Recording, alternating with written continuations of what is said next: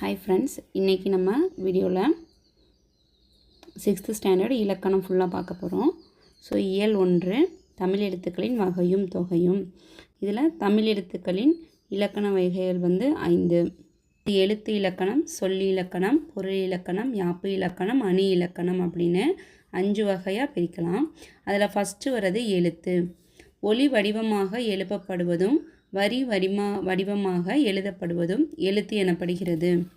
So அப்போ அந்த எழுத்துக்களை அந்த எழுத்தை பிரிக்கிறாங்க. எப்படி பிரிக்கிறாங்க அப்படின்னா, உயிர் எழுத்துக்கள், மெய் எழுத்துக்கள், உயிர்மெய் எழுத்துக்கள், ஆயுத எழுத்து அப்படின்னு பிரிக்கிறாங்க. ஸோ ஃபஸ்ட்டு அதில் உயிர் எழுத்துக்கள் படிக்கலாம். ஸோ உயிருக்கு முதன்மையானது காற்று. இயல்பாக காற்று வெளிப்படும் போது உயிர் எழுத்துக்கள் பிறக்கின்றன. ஸோ வாயை திறக்கிறது, உதடுகளை விரித்தல், உதடுகளை குவித்தல். ஸோ இது மூலியமாக நம்ம ஆ முதல் அவ், அதாவது ஆ ஆய்க்கு அவ் வரைக்கும் நம்ம அதை ப்ரொனவுன்ஸ் பண்ணுறோம், அதை நம்ம உச்சரிக்கிறோம். ஸோ அந்த மாதிரி உச்சரிக்கிறப்ப குறுகி ஒரு எழுத்துக்களை உச்சரிப்போம். அதே மாதிரி நீட்டு ஒரு எழுத்துக்களை உச்சரிப்போம். அந்த மாதிரி குறுக்கி ஒலிக்கிற ஓசையை குறில் எழுத்துக்கள் அப்படின்னு சொல்கிறாங்க. அதாவது குறுகி ஒலிக்கும் எழுத்துக்கள் மொத்தம் 5. அதில் ஆ, இ, உ, ஏ, ஓ அப்படின்னு 5 எழுத்து இருக்குது. இதை குறில் எழுத்துக்கள் அப்படின்னு சொல்கிறாங்க. அடுத்து நீண்டு ஒலிக்கும் எழுத்துக்கள் மொத்தம் 7 இருக்குது. அதிலே ஆ, இ, உ, ஏ, ஐ, ஓ, ஔ அப்படின்ட்டு 7 எழுத்துக்களும் நெடில் எழுத்துக்கள் அப்படின்னு சொல்கிறாங்க. அடுத்தது இந்த குறிலும் நெடிலும் அதை அதை நம்ம ப்ரொனவுன்ஸ் பண்ணுறது, அதை உச்சரிக்கிற கால அளவை மாத்திரை அப்படின்னு சொல்கிறாங்க. ஓகேவா? ஸோ அப்போ அடுத்தது மாத்திரை. இந்த மாத்திரை என்பது இங்கே கால அளவை குறிக்கிறது. ஒரு மாத்திரை என்பது ஒரு முறை கண் இமைக்கவோ ஒரு முறை கை நொடிக்கவோ ஆகும் கால அளவு. அதாவது குறுகிய ஓசையுடைய எழுத்துக்களை ஒரு மாத்திரை அப்படின்னு சொல்கிறாங்க. அப்புறம் நீண்டு ஒலிக்கும் நெடில் எழுத்துக்களை 2 மாத்திரை அதுக்கு கால அளவு அப்படின்னு சொல்லிக்கிறாங்க. அடுத்தது மெய் எழுத்துக்கள். ஸோ உயிர் எழுத்துக்கள் 12 மாதிரி, மெய் எழுத்துக்கள் மொத்தம் 18 எழுத்துக்கள் இருக்குது. ஸோ அதை 3ஆக வகைப்படுத்துகிறாங்க. வல்லினம், மெல்லினம், இடையினம் அப்படின்னு பிரிக்கிறாங்க. ஸோ இந்த மெல்லின எழுத்துக்களுக்கு ஆகும் கால அளவு, அதாவது மாத்திரை அளவு பார்த்தீங்க அப்படின்னா அரை மாத்திரை. ஸோ வல்லினம் கசட தபர அப்படின்னு ஞாபகம் வச்சுக்கோங்க. இக்கு, இச்சு, இட்டு, இத்து, இப்பு, இரு. அடுத்த மெல்லினம் ஞஞன நமன, ஞஞன நமன. அடுத்த இடையினம் எரல வளல, இர், இ, இர், இல், யு, இல், இல் அப்படின்னு சொல்கிறாங்க. ஸோ இதை உச்சரித்து பார்த்தீங்க அப்படின்னா, ஸோ வன்மை எழுத்து, அடுத்தது மென்மை எழுத்து, அடுத்தது வன்மையும் இல்லாமல் மென்மையும் இல்லாமல் ஒலிக்கிறத இடையின எழுத்து அப்படின்ட்டு அந்த 3 வல்லினம், மெல்லினம், இடையினம் நம்ம உச்சரிக்கிற ஓசையை வச்சு அதை வேறுபடுத்தியிருக்கிறாங்க. அடுத்து உயிர்மெய் அப்படின்னு பார்க்கலாம். ஃபஸ்ட்டு உயிர் எழுத்து, மெய் எழுத்து. இப்போ உயிர்மெய் எழுத்து அப்படின்னா மெய் எழுத்து 18ம் உயிர் எழுத்துக்கள் 12ம் சேர்வதால் தோன்றும் 216 எழுத்துக்கள் உயிர்மெய் எழுத்துக்கள் அப்படின்னு சொல்கிறாங்க. ஸோ மெய்யுடன் உயிர்க்குறில் சேர்ந்தால் அதை உயிர்மெய் குறில் அப்படின்னு சொல்கிறாங்க. இதே இது மெய்யோட உயிர் நெடில் சேர்ந்தது அப்படின்னா உயிர்மெய் நெடில் அப்படின்னு சொல்கிறாங்க.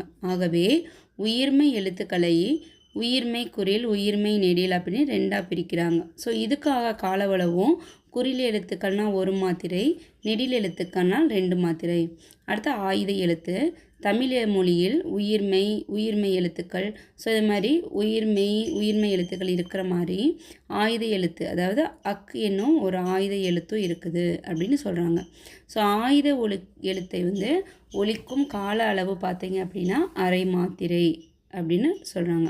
அடுத்தது 6ஆம் வகுப்பில் 2ஆம் இயல் பார்க்கலாம். ஸோ முதல் எழுத்தும் சார்பெழுத்தும் அப்படின்னு சொல்கிறாங்க. எழுத்துக்களை 2ஆக பிரிக்கிறாங்க. அதை முதல் எழுத்து, சார்பெழுத்து அப்படின்னு பிரிக்கிறாங்க. ஸோ முதல் எழுத்துக்கள் அப்படின்னா உயிர் எழுத்துக்கள் 12, மெய் எழுத்துக்கள் 18 ஆகிய 30 எழுத்துக்களும் முதல் எழுத்துக்கள் ஆகும். பிற எழுத்துக்கள் தோன்றுவதற்கும் இயங்குவதற்கும் முதற் காரணமாக இவை இருக்கின்றன. எனவே இவற்றை முதல் எழுத்துக்கள் என்ப. அடுத்தது சார்பெழுத்துக்கள். அப்போனா முதல் எழுத்துக்கள் மொத்தம் 30 எழுத்துக்கள் இருக்கிறது. அடுத்த சார்பு எழுத்துக்கள். முதல் எழுத்துக்களை சார்ந்து வரும் எழுத்துக்கள் சார்பெழுத்துக்கள். இது 10 வகைப்படும். அது உயிர்மெய், ஆயுதம், உயிரிழப்படை, ஒற்றளபடை, குற்றியலிகரம், குற்றியலுகரம், ஔகார குறுக்கம், ஐகார குறுக்கம், மகர குறுக்கம், ஆயுத குறுக்கம் அப்படின்ட்டு மொத்தம் 10 வகை இருக்குது. ஸோ இந்த லெசனில் வந்து நம்ம பார்க்குறோம் அப்படின்னா உயிர்மை, ஆயுதம் அப்படின்னு இந்த 2 சார்பெழுத்து மட்டும்தான் இந்த லெசன் நம்ம பார்க்க போகிறோம். ஸோ உயிர்மை, மெய்யெழுத்துக்கள் உயிர் எழுத்துக்கள் ஒன்றோடு ஒன்று சேருவதால் உயிர்மை வந்து தோன்றுகிறது. ஸோ அப்போ அந்த உயிர்மையின் எழுத்தும் ஒளி வடிவம் மெய்யும் உயிரும் சேர்ந்ததாக இருக்கும். ஸோ வரி வடிவம் மெய்யெழுத்தை ஒத்திருக்கும். இதோட ஒலிக்கும் கால அளவு வந்து உயிரெழுத்தை ஒத்திருக்கும். ஓகேவா? ஸோ இப்போ உயிரெழுத்தை வந்து நீட்டு ஒலிக்கிறது, குறுகி ஒலிக்க சொல்லுவோமா? ஸோ அந்த கால அளவு தான் ஒத்திருக்கும் சொல்கிறாங்க. முதல் எழுத்துக்களை சார்ந்து வருவதால் இவை சார்பெழுத்து வகையில் அடங்கும். ஸோ முதல் எழுத்தை வந்து இது சார்ந்து வருது, அதனால் வந்து இது என்னன்னு சொல்கிறாங்க, இந்த உயிர்மைய சார்பெழுத்துக்கள் அப்படின்னு சொல்கிறாங்க. அடுத்தது ஆயுதம், 3 புள்ளிகளை உடைய தனித்த வடிவம் பெற்றது.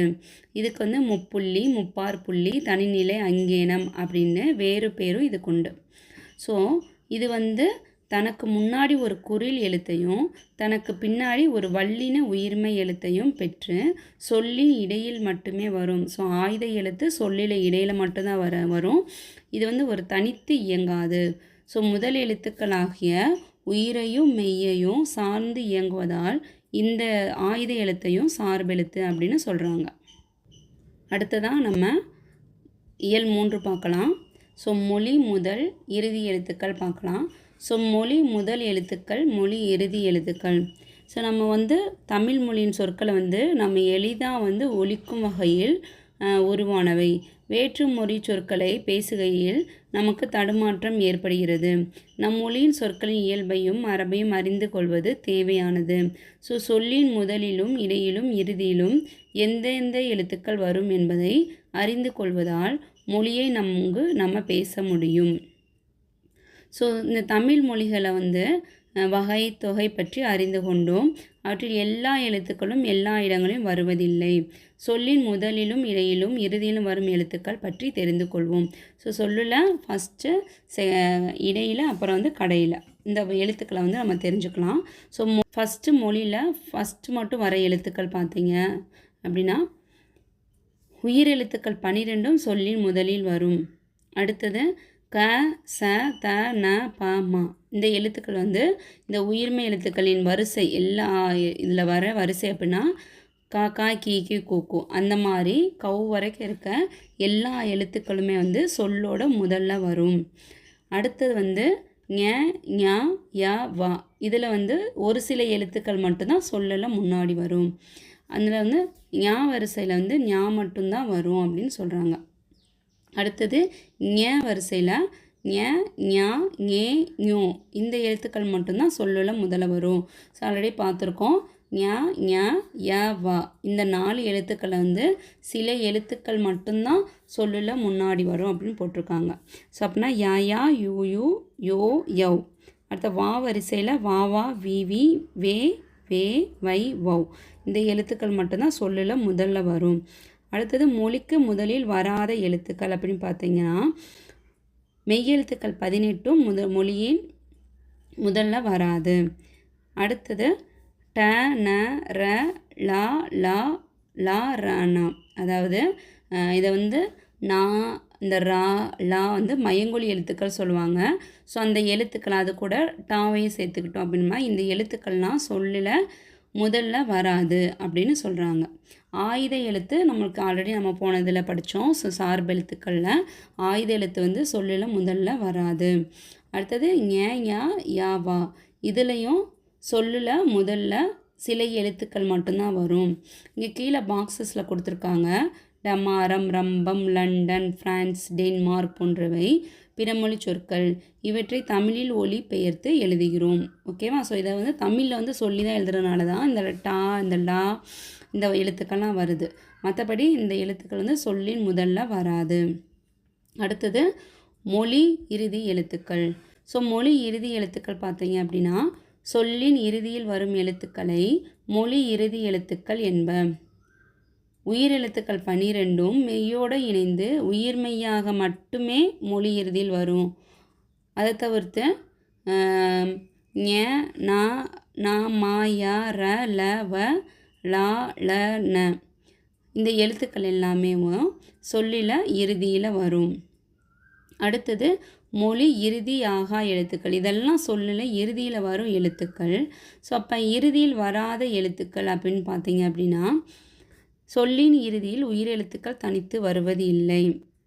உயிரெழுத்துக்கள் தனித்து வராது. ஸோ உயிரெழுத்துக்கள் மெய்யெழுத்துடன் இணைந்து உயிர்மெய்யாக மட்டுமே சொல்லோட இறுதியில் வரும். அடுத்து அளபடை. ஸோ இந்த அளபடை எழுத்துக்கள் இடம்பெறும் போது உயிரெழுத்துக்கள் சொல்லின் இறுதியில் வரும். இந்த அளபடை அப்படின்ற வார்த்தை என்ன அப்படின்றத நீ வர வகுப்புகளில் நீங்கள் மேல் வகுப்பில் இதை பற்றி தெரிஞ்சுக்கிடுவீங்க. இப்போ அளபடையில் உயிரெழுத்துக்கள் சொல்லின் இறுதியில் வரும் அப்படின்னு மட்டும் தெரிஞ்சுக்கோங்க. அடுத்து ஆயுத எழுத்து சொல்லின் இறுதியில் வராது. அடுத்து க ங ச ட த ப ர, அதாவது இக்கு இங்கு இச்சு இட்டு இத்து இப்பு இர் ஆகிய 7 மெய்யெழுத்துக்களும் சொல்லின் இறுதியில் வருவது இல்லை. உயிர்மெய் எழுத்துக்களும் ஞாய் எழுத்து வரிசை சொல்லின் இறுதியில் வராது. அதே மாதிரி சொல்லில் முதல்லையும் ஞா வரிசையில் ஒரு சில எழுத்துக்கள் மட்டும்தான் சொல்லில் ஃபஸ்ட்டு வரும்னு வேற படிச்சிருக்கோம். அடுத்து ஒரு பாக்ஸஸில் கொடுத்துருக்காங்க. Karthik, Hong Kong, Sujith, market, Dileep, March போன்ற பிறமொழி சொற்களில் இவ்வெழுத்துக்கள் இறுதி எழுத்துக்களாக இடம்பெறுவது உண்டு. ஓகேவா? அடுத்தது எகர வரிசையில் கே முதல் நே வரைக்கும், அதாவது கேங்கே, சேங்கே, டே, நே இந்த எழுத்துக்கள் பார்த்தீங்க, இந்த வரிசையை பார்த்தோம் அப்படின்னம்னா ஏ வரிசையில் வர எல்லாமே மொழி இறுதியில் வருவது இல்லை. அடுத்து ஒகர வரிசையில் நோ தவிர பிற உயிர்மை எழுத்துக்கள் மொழி இறுதியில் வருவதில்லை. ஸோ நோ அப்படின்ற எழுத்துக்கு ஒரு எழுத்து ஒரு மொழி, இந்த இதுக்கு மீனிங் துன்பம் அப்படின்னு சொல்கிறாங்க. ஸோ அப்போ இது ஒரு வார்த்தை அப்படின்னா நோ அப்படின்ற ஒரு எழுத்து மட்டும் தவிர மீதி இருக்கிற மற்ற எழுத்துக்கள் ஒகர வரிசையில் இருக்க எந்த எழுத்துக்களும் இறுதியில் வராது அப்படின்னு சொல்கிறாங்க. அடுத்து சொல்லின் இடையில் வரும் எழுத்துக்கள். சொல்லின் இடையில் வரும் எழுத்துக்கள் பார்த்தீங்க அப்படின்னா மெய்யெழுத்துக்கள் 18 சொல்லின் இடையில் வரும். உயிர்மை எழுத்துக்கள் சொல்லின் இடையில் வரும். ஆயுத எழுத்து சொல்லின் இடையில் வரும். ஸோ அளபடையில் மட்டுமே உயிரெழுத்துக்கள் சொல்லின் இடையில் வரும். அளபடையை பற்றி உயர் வகுப்புகளில் அறிந்து கொள்வீர்கள். அடுத்தது இணை எழுத்துக்கள். 6ஆம் வகுப்பு 4வது இயல் இணை எழுத்துக்கள். ஸோ ஒவ்வொரு எழுத்துக்கும் ஒரு இணை எழுத்து, அதாவது துணை எழுத்து மாதிரி வச்சுக்கோங்க. ஸோ ஒவ்வொரு எழுத்துக்கும் ஒரு இணை எழுத்து இருக்குது. ஸோ அப்போ 6 வல்லின மெய் எழுத்துக்களும் 6 மெல்லின எழுத்துக்களும் இணை எழுத்துக்கள் ஆகும். ஓகேவா? இந்த மெல்லின எழுத்துக்கள் வல்லின எழுத்துக்கு இணை எழுத்துக்களாக வருது. அடுத்தது இடையின எழுத்துக்களுக்கு இணை எழுத்துக்கள் இல்லை, அதுக்கு அதுவாகவே இணை எழுத்துக்களாக அது ஜாயின் பண்ணிக்குது. ஸோ இங்கே கீழே கொடுத்துருக்காங்க. இங்கு இக்கு, இஞ்சு இச்சு, இன்னு இட்டு, இந்து இத்து. ஒரு மெல்லின எழுத்துக்களும் ஒரு வல்லின எழுத்துக்கள் இணை எழுத்துக்களாக இருக்குது. கீழே அதுக்கு எடுத்துக்காட்டு வேர்ட்ஸ் கொடுத்துருக்காங்க, சொற்கள் கொடுத்துருக்காங்க. திங்கள், மஞ்சள், மண்டபம், சந்தனம், அம்பு, தென்றல். இந்த எழுத்துக்களில் இங்கு இக்குக்கு இணையாக வந்திருக்கு, இஞ்சு இச்சுக்கு இணையாக வந்திருக்கு, இன்னு இட்டு, இந்து இத்து. ஸோ இந்த மாதிரி ஒரு மெல்லின எழுத்துக்கு வல்லின எழுத்து இணையாக வந்தது அப்படின்னா அது இணை எழுத்துக்கள் அப்படின்னு சொல்கிறாங்க. அடுத்து இடையின எழுத்துக்களுக்கு இந்த 6மே ஒரே இணையம் அப்படின்னா இ இர், இல் இவ், இல் இல். இந்த எழுத்துக்கள் எல்லாமே ஒன்று அதுக்கு இணை எழுத்துக்களாக இருந்துக்கிறோம். இதே மாதிரி உயிர் எழுத்துக்களுக்கு இணை எழுத்துக்கள் பார்த்தோம் அப்படின்னம்னா ஒவ்வொரு குறில் எழுத்தும் ஒரு நெடில் எழுத்துக்கு இணை எழுத்து. ஸோ அப்போ ஆன்ற எழுத்துக்கு ஆ, ஈ நெடில் எழுத்துக்கு ஈ குறில் எழுத்து, ஊ நெடில் எழுத்துக்கு ஊ குறில் எழுத்து. ஸோ இந்த மாதிரி ஏக்கு ஏ, ஐ ஐ சவுண்டு கடைசியாக ஒலிக்கிறப்ப அந்த முடிகிறப்ப ஈ அப்படின்னு சவுண்டு வர்றதுனால இதை ஐக்கு ஈ இணை எழுத்து. ஓ ஓ, ஔ ஊ. ஸோ மெய்யெழுத்துக்களை போலவே உயிர் எழுத்துக்களும் இணை எழுத்துக்கள் உண்டு. ஸோ உயிர் எழுத்துக்களில் குறிலுக்கு நெடிலும் நெடிலுக்கு குறிலும் இணை எழுத்துக்கள் ஆகும். ஸோ குறில் எழுத்து இல்லாத ஐ என்னும் எழுத்துக்கு ஈ என்பது இணை எழுத்தாகும். ஔ என்னும் எழுத்துக்கு ஊ என்பது இணை எழுத்தாகும். சொல்லில் உயிர் எழுத்துக்கள் சேர்ந்து வருவது இல்லை. அளபடியில் மட்டுமே நெடிலை தொடர்ந்து அதன் இனமாகிய குறில் எழுத்து சேர்ந்து வரும். ஓகேவா? இங்கே பாருங்கள் எடுத்துக்காட்டு. ஓ ஒதல், தூ தளி ஈ, இதெல்லாமே அளபடை நம்ம இது மேல் வகுப்புல பார்ப்போம். இப்போதைக்கு ஓ அப்படின்ற நெடில் எழுத்துக்கு ஓ குறில் எழுத்து ஒரு இணை எழுத்தாக இருக்குது. ஓகேவா? அடுத்த இது தூன்றது ஊ நெடில் எழுத்துக்கு ஊன்றது இணை குறில் எழுத்து இணை எழுத்தாக இருந்திருக்கு. அடுத்து தளி ஈ, தளி லீ நெடில் எழுத்து. ஸோ அப்போ ஈன்ற முறையினால் அதுக்கு குறில் எழுத்து ஈ இணை எழுத்து. அடுத்தது 6ஆம் வகுப்பு 5வது இயல் மயங்கொலிகள்.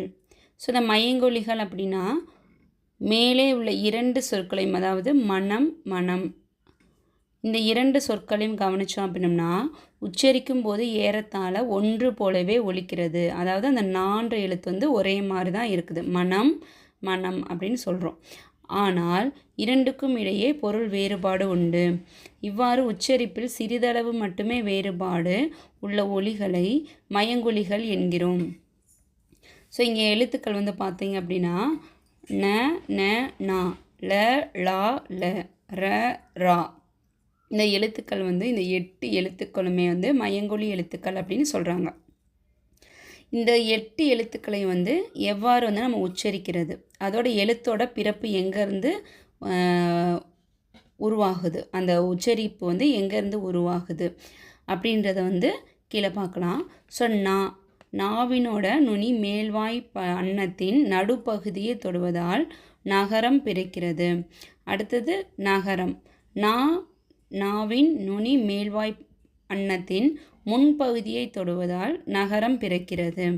அடுத்தது நாவின் நுனி மேல்வாய் பல்லின் அடிப்பகுதியை தொடுவதால் நகரம் பிறக்கிறது. இந்த இணை எழுத்துக்களை கொண்டு இதுக்கு நம்ம நேம் சொல்லலாம். ஃபஸ்ட்டு ஒன்று பார்த்தீங்க அப்படின்னா டகரத்தை அடுத்து வரும் நகரம் அப்படின்றனால இதை டன்னகரம் அப்படின்னு சொல்கிறாங்க. அடுத்தது இந்த 3 சொல்லி நான் நீங்கள் சொல்வீங்களே அதை தான் டன்னகரம். அடுத்தது தகரத்தை அடுத்து வரும், அதாவது இத்தை அடுத்து இந்து வரும். ஸோ அப்போ தகரத்தை அடுத்து வரும் நகரம் அப்படின்னால இதை தன்னகரம் அப்படின்னு சொல்கிறாங்க. அடுத்தது ரகரத்தை அடுத்து வரும் நகரம், அதாவது 2 சொல்லி நான் பார்த்தீங்க அப்படின்னா ரகரத்தை அடுத்து வர்றதுனால அதை ரன்னகரம் அப்படின்னு சொல்கிறாங்க. அடுத்தது நகரம் வர வேண்டிய இடத்தில் நகரம் எழுதப்படுமானால் பொருள் மாறுபடும் என்பதை உணர்க. ஸோ அப்போ ஒரு லெட்டர் இப்போ டன்னகரம் எழுதுகிற இடத்துல ரன்னகரத்தை போட்டாலோ இல்லைன்னா ரன்னகரம் எழுதுகிற இடத்துல டன்னகரம் போட்டாலோ அதோட சொல்லோட பொருளை சேஞ்ச் ஆகும் அப்படின்னு சொல்கிறாங்க. இங்கே பாருங்கள், வானம் இது டன்னகரம் போட்டிருக்காங்க, அதுக்கு மீனிங் வெடி. இதே இது ரன்னகரம் போட்ட வானம் அப்படின்னு பார்த்தீங்க அப்படின்னா ஆகாயம். அடுத்த பனி, டன்னகரம் போட்ட நான் பார்த்தீங்க அப்படின்னா வேலை அப்படின்றது குறிக்குது. இதே ரன்னகரம் அப்படின்னா பனி, அது குளிர்ச்சியை குறிக்குது. ஸோ இங்கே மேலே நாவரிசைகளுக்கு என்ன மாதிரியான இணை எழுத்து, அடுத்தது அதை எப்படி உச்சரிக்கணும், அதை எப்படி அதுக்கு நேம், அதோட நேம் பேர் படித்தோம். அடுத்தது பார்த்தீங்க அப்படின்னா லா லா ல எழுத்து. ஸோ இந்த லா அப்படின்னு பார்த்தீங்க அப்படின்னா நாவின் 2 பக்கங்கள் தடித்து மேற்பற்களின் அடியை தொடுவதால் லகரம் தோன்றுகிறது. இது வகரம் வா போடுற மாதிரியே இது இருக்கனால இதை வகர லகரம் அப்படின்னு சொல்கிறாங்க. இந்த எழுத்தை வகர லகரம் அப்படின்னு சொல்கிறாங்க. அடுத்தது மேல் அன்னத்தின் நடுப்பகுதியை தொடுவதால் லகரம் தோன்றும். ஸோ இதனை பொது லகரம் என்கிறோம். ஸோ மேல் அன்னத்தின் நடுப்பகுதியை இதை தொடுவதால் இதை லகரம் அப்படின்னு சொல்கிறாங்க. ஸோ இதை பேர் பொது லகரம் சொல்கிறாங்க. இந்த எழுத்து பார்த்தீங்க அப்படின்னா ஏறக்குறைய ரன்னகரம், அதாவது 2 சொல்லி ரன்னகரத்தை போல் இருக்கிறதுனால இதை நகர லகரம் அப்படின்னு சொல்கிறாங்க. அடுத்தது லா. நாவின் நுனி மேல் நோக்கி வளைந்து வருடுவதால் இதை வந்து லகரம் அப்படின்னு சொல்கிறாங்க. இது வந்து தமிழுக்கே சிறப்பானது தான் இந்த லகர எழுத்து. ஸோ இதை வந்து சிறப்பு லகரம் அப்படின்னு சொல்கிறாங்க. இதை வந்து ஏறக்குறைய பார்த்தீங்க அப்படின்னா மா போல் இது இருக்கிறதுனால இதை மகர லகரம் அப்படின்னு இதை சொல்கிறாங்க. இன்னோட பார்க்கலாம். ஸோ இந்த லா வந்து பார்த்திங்கன்னா வகரம் மாதிரி இருக்கிறதுனால இதை வகர லகரம் அப்படின்னு சொல்கிறாங்க. அடுத்த லா பார்த்தீங்க அப்படின்னா நா மாதிரியே இருக்கனால அதை நகர லகரம் அப்படின்னு சொல்கிறாங்க. அடுத்த லா வந்து பார்த்தீங்க அப்படின்னா மா மாதிரி இருக்கனால இதை மகர லகரம் அப்படின்னு சொல்கிறாங்க. அடுத்தது ர ரா அப்படின்னு பார்த்தீங்க அப்படின்னா ரா வந்து நாவின் நுனி மேல் அன்னத்தின் முதல் பகுதியை தொட்டு வருடுவதால் ரகரம் தோன்றுகிறது. இஃது இடையின எழுத்து என்பதால் இதனை இடையின ரகரம் அப்படின்னு சொல்கிறாங்க. அடுத்தது நாவின் நுனி மேல் அன்னத்தில் மைய பகுதியை உரசுவதால் ரகரம் தோன்றுகிறது. ஸோ இது வல்லின எழுத்து என்பதால் இதை வல்லின ரகரம் அப்படின்னு சொல்கிறாங்க. மேலே வர ஃபஸ்ட்டு ரா வந்து இடையின ரகரம் அப்படின்றனா இதை வந்து இடையின ரகரம் அப்படின்னு சொல்கிறாங்க.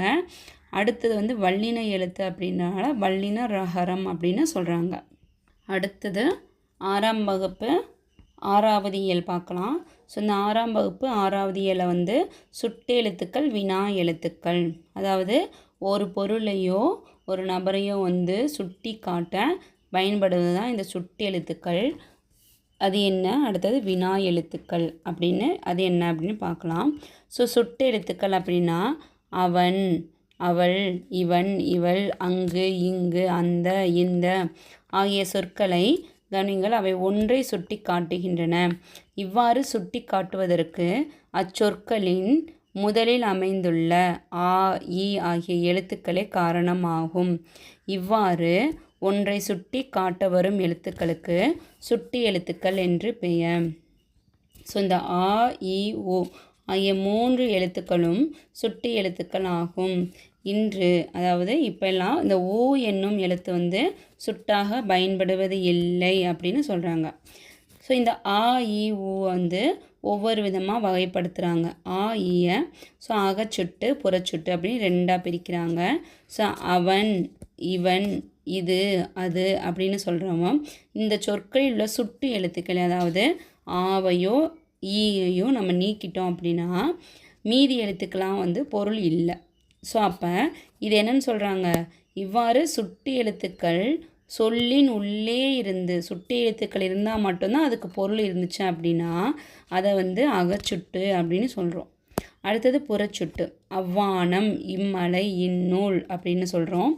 ஸோ இதில் வந்து சுட்டு எழுத்துக்களை வந்து நீக்கிட்டோம் அப்படின்னா ஆ, இ இந்த எழுத்துக்களை வந்து நீக்கினாலும் ரிமைனிங் இருக்க எழுத்தை பாருங்கள். ஆவை நீக்கிட்டோம்னா வானம், ஈவை நீக்கிட்டோம்னா மலை, அடுத்தது வந்து நூல்.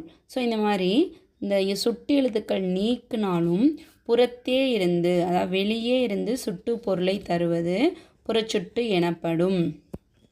ஸோ அகச்சுட்டு அப்படின்னா இதை வந்து உள்ளே இருந்து இது பொருள் தருவதனால இதை வந்து அகச்சுட்டு.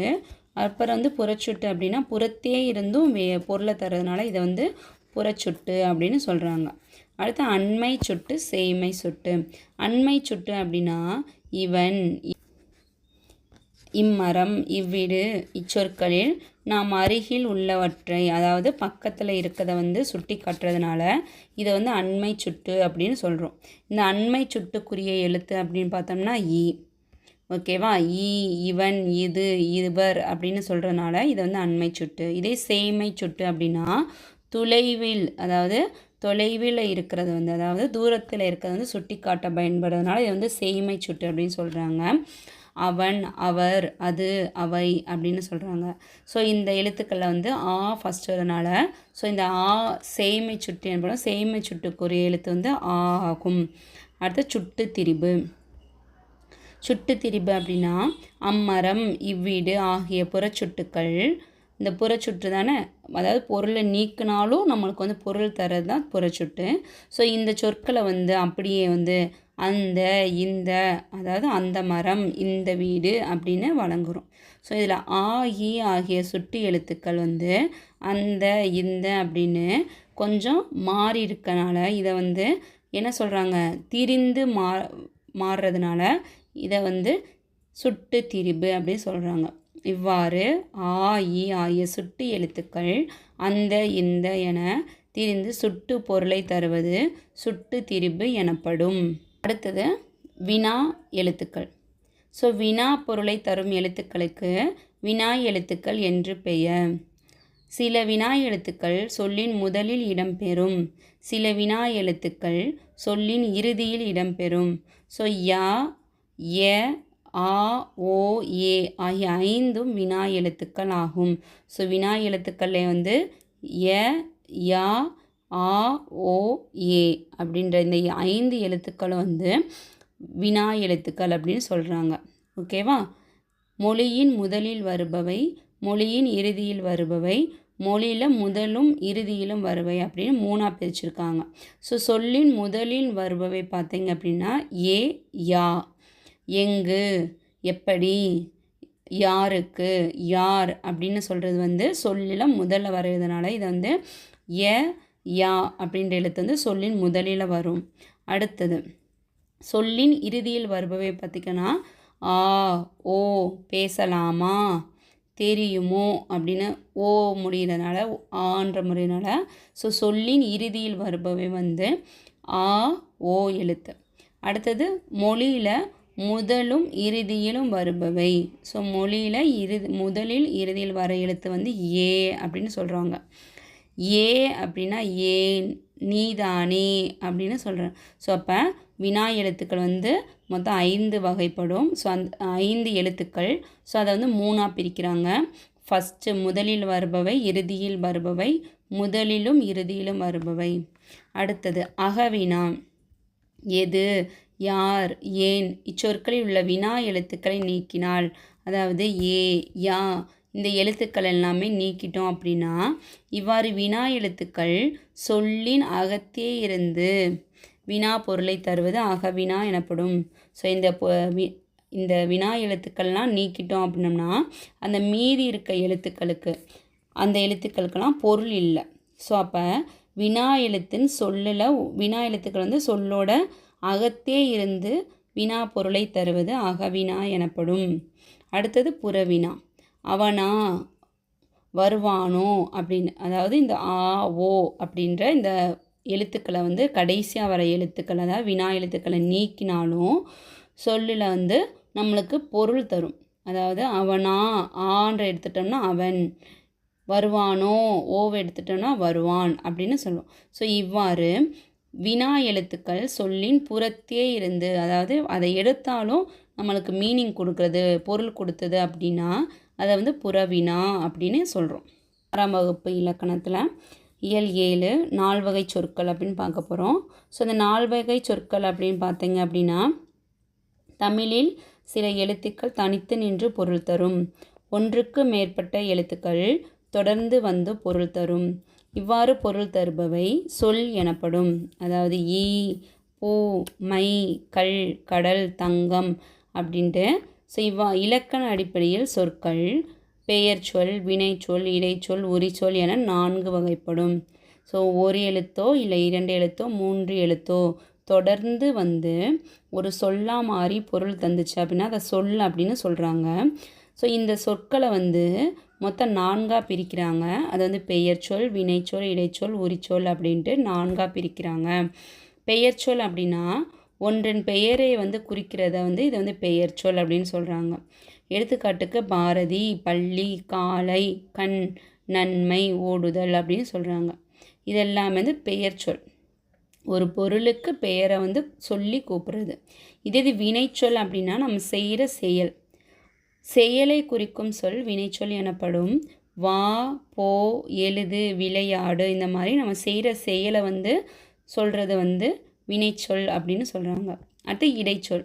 இந்த பெயர் சொல்லையும் வினை சொல்லையும் சார்ந்து வரும் சொல் இடைச்சொல் ஆகும். இது ரெண்டுக்கும் இடையில் இந்த வார்த்தை வந்து யூஸ் பண்ணுவோம். அதாவது தந்தையும் தாயும் மற்றொருவர் திருக்குறளை. ஸோ இந்த எழுத்துக்கள் மற்று ஐ இந்த எழுத்துக்கள் எல்லாமே வந்து ஒரு சொல்லோட இணைஞ்சு வர்றதுனால இதை என்னன்னு சொல்கிறாங்க, இடைச்சொல் அப்படின்னு சொல்கிறாங்க. அடுத்தது உரிச்சொல். பெயர்ச்சொல் வினைச்சொல் ஆகியவற்றின் தன்மையை மிகுதிப்படுத்த வருவது உரிச்சொல் ஆகும். ஸோ என்ன தன்மை, அதை வந்து மிகுதிப்படுத்தி சொல்கிறது. இப்போ ஒரு ஊர் இருக்குது அப்படின்னா நகரம் சொல்லுவாங்க.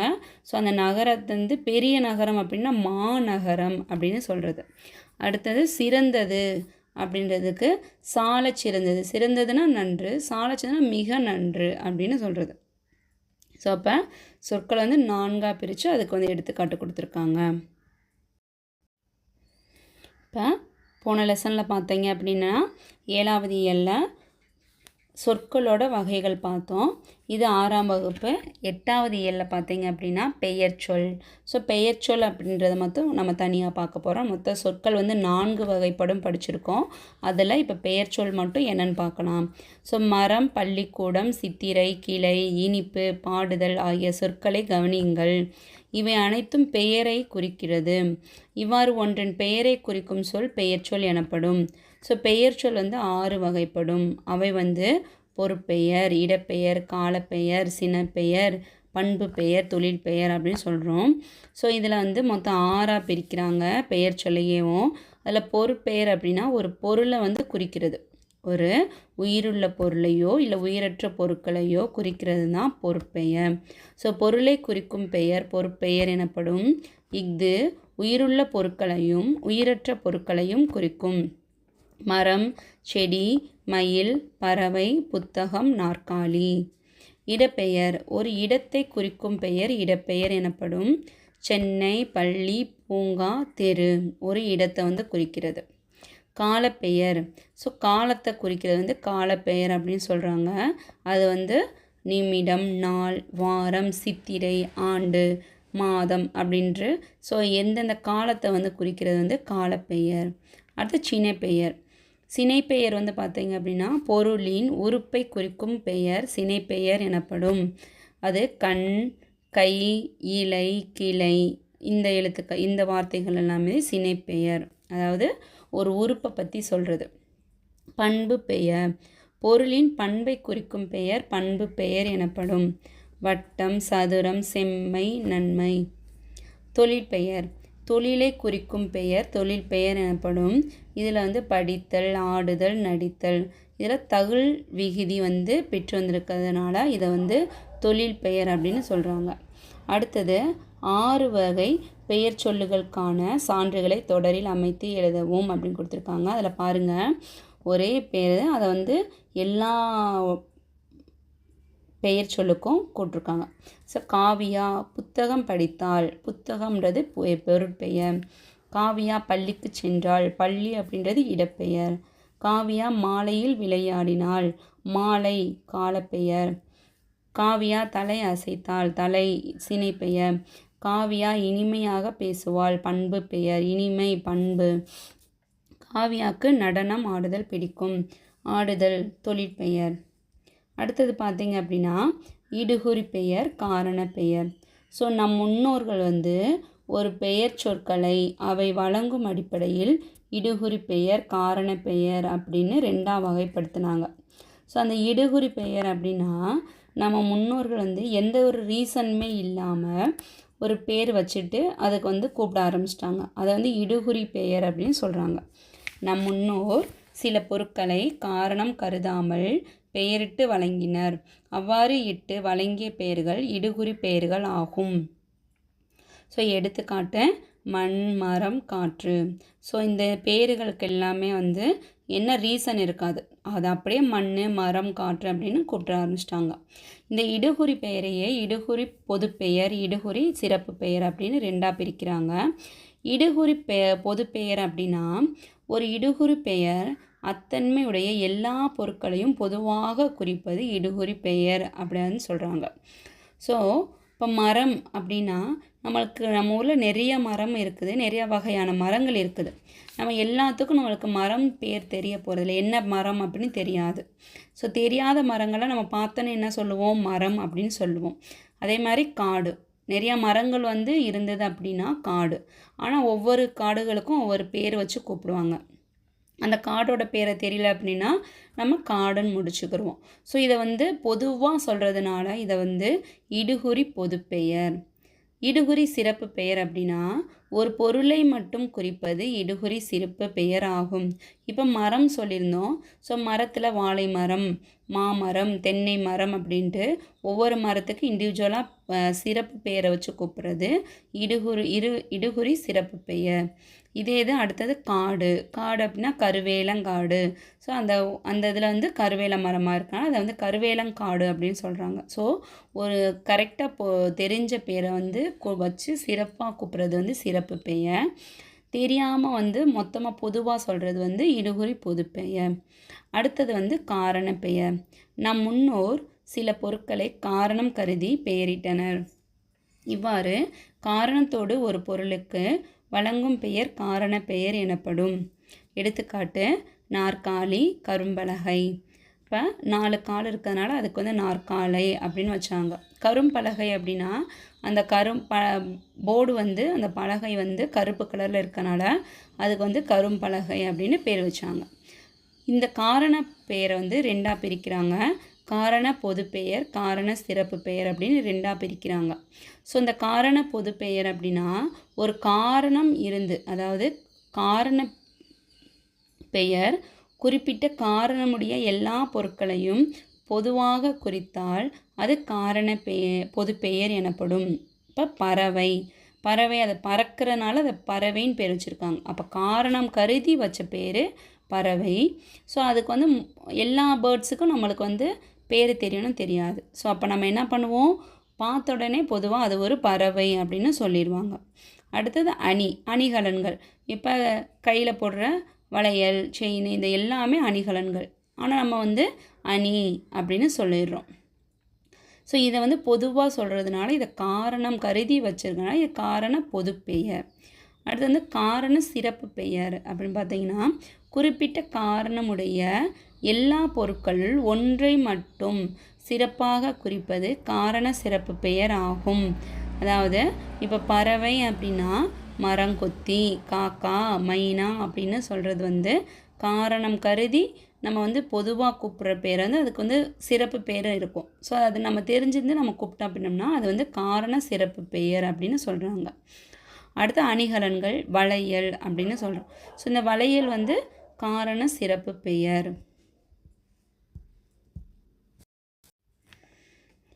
அடுத்தது 9வது இயல் பார்க்கலாம். ஸோ அதோட தலைப்பு அணி இலக்கணம். ஸோ அணி இலக்கணம் அப்படின்னா ஏதிலும் அழகை காண விரும்புவது மனிதர்களின் இயல்பு. நாம் நம்மை அணிகலன்களால் அழகுபடுத்தி கொள்கிறோம். ஆமாம் தானே, நம்மளை நம்ம அழகுபடுத்திக்கிறதுக்கு அணிகலன்களை போட்டு அழகுபடுத்திக்கிறோம், ஆர்னமெண்ட்ஸு. அதுபோல் கவிஞர்கள் தங்கள் கற்பனை திறத்தாலும் புலமையாலும் தாங்கள் இயற்றும் பாடல்களில் அழகை சேர்க்கின்றன. அவங்க எழுதுகிற எழுத்துக்களில் அழகை சேர்த்து அதை படித்து தான் நம்ம என்ன பண்ணுறோம், அந்த பாடல்களை நம்ம கவர்றோம். ஸோ இதனை விளக்குவது அணி இலக்கணம் ஆகும். ஓகேவா? அதுக்கு அணி என்பது அப்படின்னா அழகு என்பது பொருள்.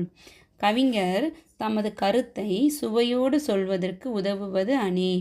ஸோ மருந்தை தேனில் கலந்து கொடுப்பது போல். ஸோ மருந்து கசப்பாக இருக்கும், ஆனால் அது கூட சுவையான தேனை கலந்து கொடுக்குறப்ப அது சுவையாக இருக்குது நம்மளுக்கு குடிக்கிறப்ப.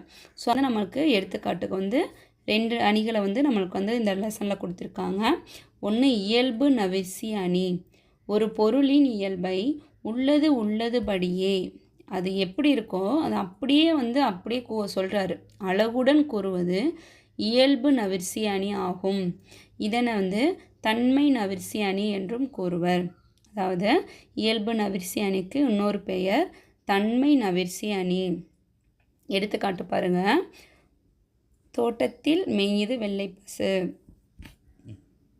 அங்கே துள்ளி குதிக்குது கன்றுக்குட்டி. அம்மா என்குது வெள்ளை பசு, உடன் அண்டையில் ஓடுது கன்றுக்குட்டி, நாவால் நக்குது வெள்ளைப்பசு, பாலை நன்றாய் குடிக்குது கன்றுக்குட்டி. இதை எழுதினவர் கவிமணி தேசிய விநாயகனார்.